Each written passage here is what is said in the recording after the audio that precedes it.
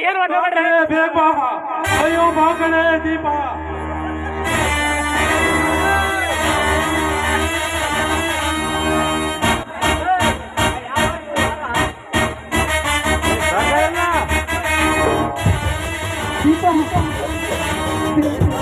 ನಿನ್ನ ಗಂಡ ಬಂದು ಆಡ ಉಳಿಸಿ ದೀಪ.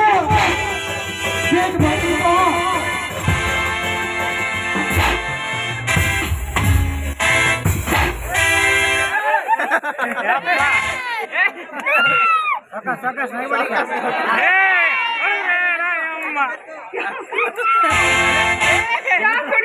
ನನ್ನ ಪತಿ ದೇವ್ರಿಗೆ ಈ ದೇಹ ಮಣ್ಣಿಗೆ ಸೇರಿದ್ರು ಪರವಾಗಿಲ್ಲ, ಬರ ಸೇರಿದ್ರು ಬಂದು ಒದಗೋದು ಸರಿಯಲ್ಲ. ನನ್ನ ದೇಹ ಮಾತ್ರ ನಿಮಗೆ ಕೊಡೋದಿಲ್ಲ. ಅನ್ಯಾಯವಾಗಿ ಪತಿನ ಕಟ್ಟಿ ಈ ರೀತಿ ಚಿತ್ರ ಹಿಂಸೆ ಕೊಡ್ತಾ ಇದ್ದೀರಲ್ಲ, ನಿಮ್ಮ ಮನುಷ್ಯತ್ವನ ಇಲ್ವೇನ್ರು?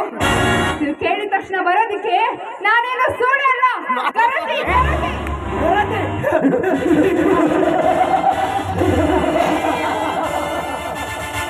ಗರತಿ ನಾನೆಂದು ಗರ್ತಿಸುವ ನಿಂಬೆ ನಿನ್ನಂತ ಚೆಲುವಿರುವಾಗ ನಾನು ಅದೆಷ್ಟರಿಗಿಸಿಕೊಂಡಿಲ್ಲ.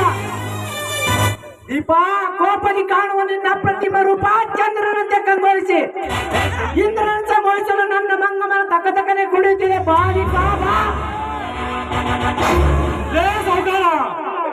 ಕೈಯಲ್ಲಿ ರಕ್ಕ ಮೈಲಿ ಸೊಕ್ಕಿದೆ ಅಂತ ದಕ್ಕದ ಮೊಳಕೆ ಸಿಲುಕಿ ಸಿಕ್ಕಂತ ವರ್ತಿಸ್ಬೇಡು.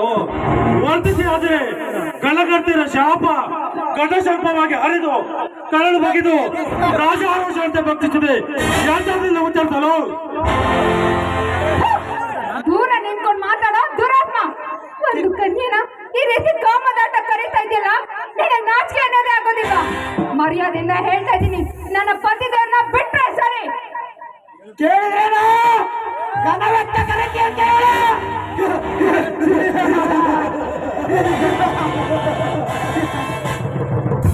ದೀಪ, ಇದು ಕೆಟ್ಟ ನೋಟಗಳ ದುಷ್ಟ ಕೂಟ.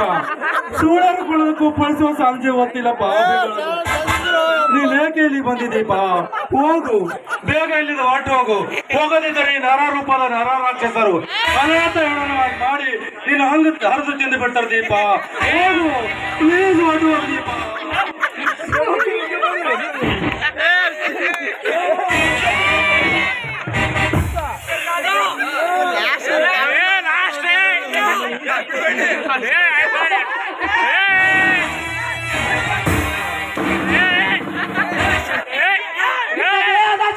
ನೀಡದೆ ಕೇವಲ 10 ಕರೆದರೆ ನಿನ್ನ ಗಂಡನನ್ನು ಬಂದ ಮುಕ್ತ ಮಾಡಲು ಹೆಂಗೆ ಸಾಧ್ಯ ಸುಂದರಿ?